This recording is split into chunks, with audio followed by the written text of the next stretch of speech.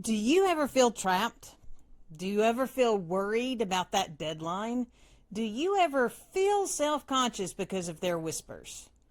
Today on Growing Hope, we're going to face those feelings, the good, the bad, and the ugly, to recognize they aren't the answer. It's time for Growing Hope, the show determined to grow up hearts open to pursue the extraordinary. Because you are extraordinary! And now, it's your host, Kathryn Lang. Hello and welcome to Growing Hope. I am Kathryn Lang, your Hope Smith, dream igniter, and all-around enjoyer of the journey. I dance when people are watching. I sing out loud of good things, not bad. I talk to the animals, and I expect them to respond. Or I am now. It's really been a long time since I have just gone all out that way. Just not even hesitated, not even thought about it. The more I share the truths with you, the more that weight of hesitation has fallen off. All the requirements of the world has been dropped to the wayside. All those broken chains, because Christ broke all the chains, I've dropped them. I'm light enough to dance and to sing and to enjoy the journey. But as soon as I stop meditating on the truth, the doubts and the fears, they come knocking again. Sometimes they send a letter. Sometimes they leave a voicemail. Always, they steal back my calm from the truth. It happened this morning. Before I said my prayers or read scripture, I started hearing the whispers. The deadline is coming. You aren't ready. This won't end well. Do you get those whispers of doubt and discouragement? Or am I just the only one? But when I said my prayers and I read through scripture, I was good. Or I was better. The circumstances were still the same, but my focus shifted me firmly to the rock. With a firm foundation in truth, I shifted to a new addition to my morning routine, the reflection. Laura Morlando, the stress commando, helped me dig deeper into the story that I've been telling myself. The story that opens the door to those negative thoughts so that they can slither in and steal my joy. The reflecting on that story and digging deeper to the roots has revealed some surprises. Today, I discovered that I doubt when I do. Or maybe I should say that when I start doubting, I start doing. When I doubt the truth, I start trying to fix it. I need to fix it when I'm not trusting God's promises. God has promised that He fixed it. God has promised that it's settled. But trust isn't always comfortable. If you've ever ridden in a passenger seat of any kind, you realize, and especially when you realize there's no brake on your side, then you know exactly how uncomfortable it can be to trust someone else with your journey. And that's just what we have to do. We're trusting God with our journey. This is a complete trust for life and this life journey. And it can be uncomfortable.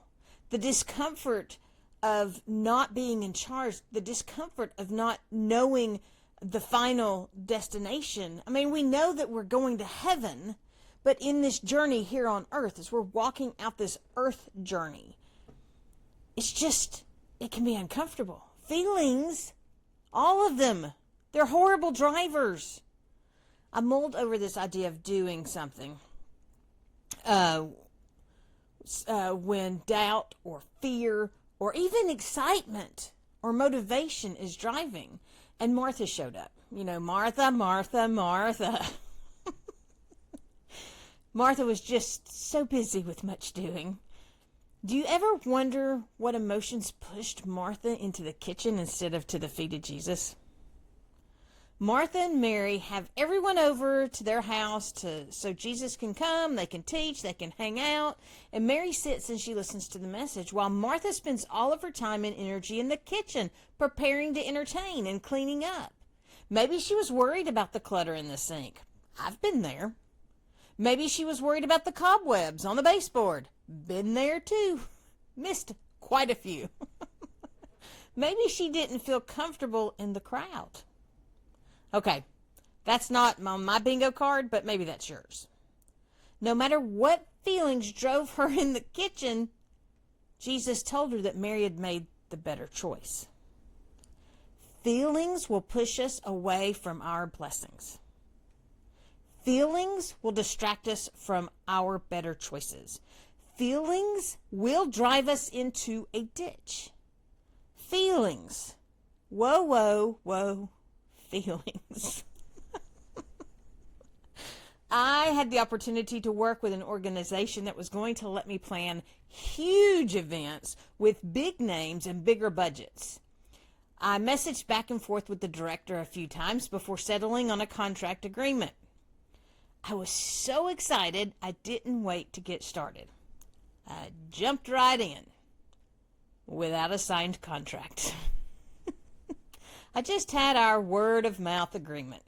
So you can guess where this story ends. Let's just say it was a wrecked experience. What seemed like a really good thing and an exciting opportunity became a mess because I let emotions drive me forward. In truth, part of the reason was because I was afraid they would pull the offer. So not only was I excited and motivated, but I was afraid. I didn't go into it with any balance of prayer or protective judgment. I just jumped in emotions. When was the last time you let your feelings drive? Fear of missing out? Worry about the judgment of others? Oh, driven by passions of the heart? Feelings are fickle and false and so many other F words. When I was 14 years old, I tried out for the musical Annie. I was one of 4 billion young girls who tried out at our community theater. They came from all over the area, not just our city, not just our county, but everywhere. And I was one of many who didn't get a part.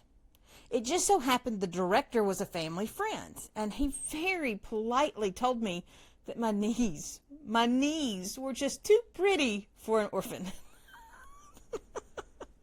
But I felt the rejection to my core. I did not try out for another play until I married my husband, who was actively invested in that community theater. Those feelings from that one rejection fueled my fears of microphones because they could embarrass me. They fueled my dislike of cameras and what they showed. If my knees were too pretty, what else was off? And it fueled my doubt that I could be what my heart seed whispered to me. It doesn't take a lot to let feelings begin to grow. But the truth is that feelings are never the right answer for this journey. Never. So truth number 6, because we're going to continue on this truth journey, feelings aren't the answer. Ever. So 1, stand bold and not comfortable. 2, hold tight to joy through the not happy. 3, see God when not accepted by man. 4, lean on God when you're not strong.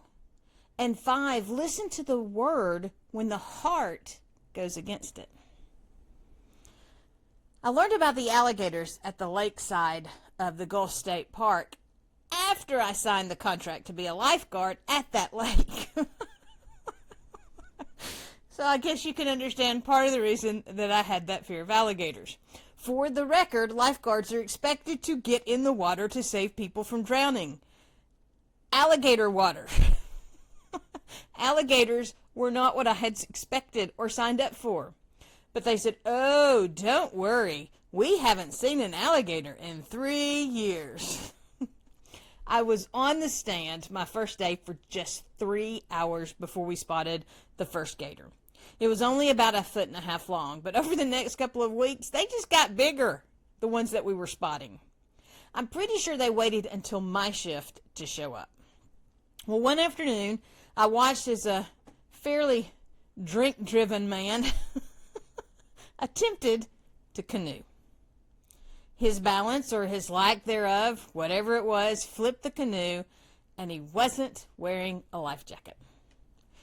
If that wasn't bad enough, the wind had picked up and it was blowing his canoe away from him. It was the only thing he had available to stay afloat, and it was going far from him. I waded into the tea-color, alligator-infested waters, and I watched the scene unfold, debating on what was going to happen and whether or not I would be able to get in there and save him. I just kept hoping he'd catch the canoe. Fear kept me from doing what I knew I needed to do. Emotions stopped me. Feelings stopped me. So I left that day and found another job. If fear is leading, change your path. If emotions are in charge, find a new job. The first help for avoiding this, allowing feelings to become the answer, is to stand bold and not comfortable.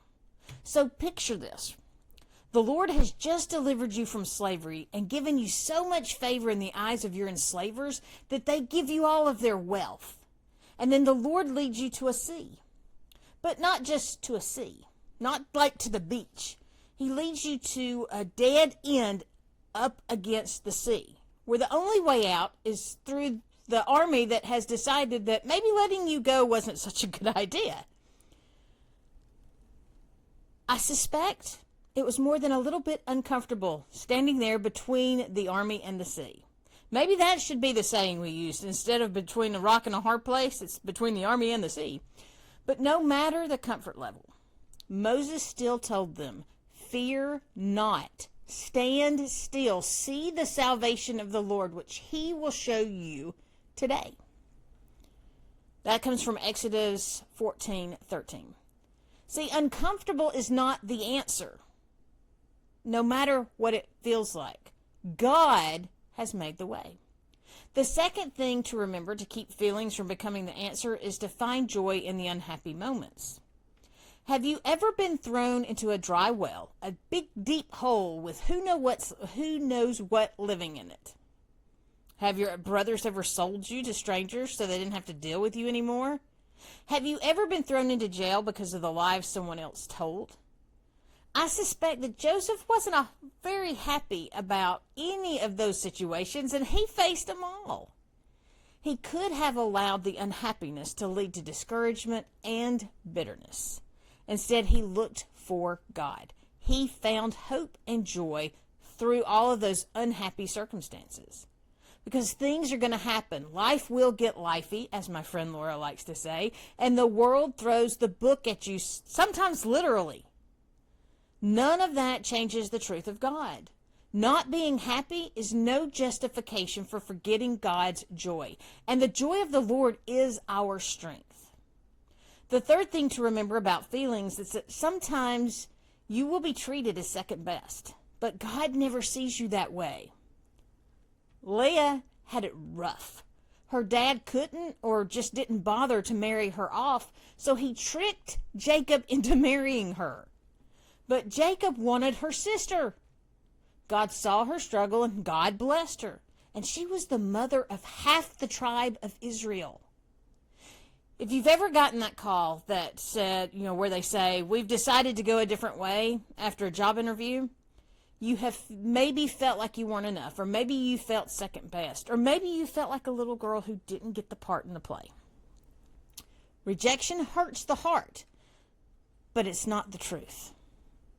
God designed you on purpose and for a purpose. And when you see that purpose over what others say about you, then what they say stops mattering. The fourth thing to help remember that feelings aren't the answer is that God is your strength. When you don't feel like you are strong enough to get through it, trust Him. Samson lost his strength. The strongest man in the world lost his strength, and the enemy blinded him and locked him in bondage, hard labor bondage. And they would take him out and they would parade him around during celebrations. And finally, Samson had had enough. When they took him out that day to parade him around during the celebration, Samson prayed to God for God's strength. He wanted God's strength for just one more task. He wanted to push down the pillars that were holding up the pavilion where they were celebrating. Because if the pavilion came down, it would kill everybody in it, including Samson. God provided the strength when Samson didn't have it, and Samson killed more Philistines at that time in his death than he did during his life. Because God is our strength. God wins the battle. God makes the way. When we don't feel strong enough to handle what stands in our way, that's okay. God says, take my yoke. It is easy. And the burden is light, because he is the strength. And finally, the fifth way to remember that emotions aren't the answer is that you need to listen to God when the heart tells you different, because the heart can lie. When we're talking about the physical heart, the emotional heart, the passion heart, just ask David. David saw something he wanted, and he took it because his heart said he should, even though David knew it wasn't right. As a matter of fact, David knew it was so wrong what he was doing that he got mad when Nathan came and told him the story about the rich man taking the lamb of the poor man. See, the rich man had a bunch of sheep, but the poor man only had the one. And when the unexpected guest showed up, the rich man didn't kill any of his sheep to feed the guest. He took the lamb of the poor man. And David was furious. Well, until he found out that Nathan was talking about him. David let his feelings win. And the feelings drove him into the ditch. Bathsheba into the ditch, their child into the ditch. It was just a mess. Because feelings aren't the answer. They are a detour, a distraction. They are a move away from the target. They are not the answer. They are the anti-answer. They are the actual things sent to keep you from getting to your answer. When you feel the feelings, I just got that. When feelings start to stir and they begin to drive your actions, take a pause, take a break, take a moment, and look at where you are, where you want to be. It doesn't have to make sense. 99% of the time, when we hold up what God is calling us to do, and especially if we hold it up to the world's requirements, it will not make sense. It will not even make sense to us, and we're the ones walking through it. But if God says it, it is the end. We have to get to that place. That's what these truths are all about. We have to get to the point where we believe it so much that it cannot be, we can't be talked out of it. The world cannot convince us. Emotions cannot convince us. Feelings cannot convince us that anything but God is true. God's truth has to stand firm in our lives, or we'll fall for anything. And if we're going to walk out the abundant life that God has called us to live, that is going to bring us to the place where we can flip this world upside right, then we have to know the truth, stand firm in the truth, and reject the feelings that are trying to convince us that anything other than the truth is the path to take. The truth is, feelings aren't the answer. Thank you so much for joining me for today's Growing Hope. Shoot me a message and let me know how you keep your attention on Jesus so feelings don't get a foothold. You can find me at KathrynLang.com. And until next time, be blessed and be a blessing. Thank you for joining us for Growing Hope with Kathryn Lang, where we are sharing hope, encouragement, and inspiration to do more. Visit www.KathrynLang.com to invite Kathryn to be part of your event or to share your own stories of possibility living. Until next time, remember that a seed of hope planted and nurtured will grow up into a world of possibilities.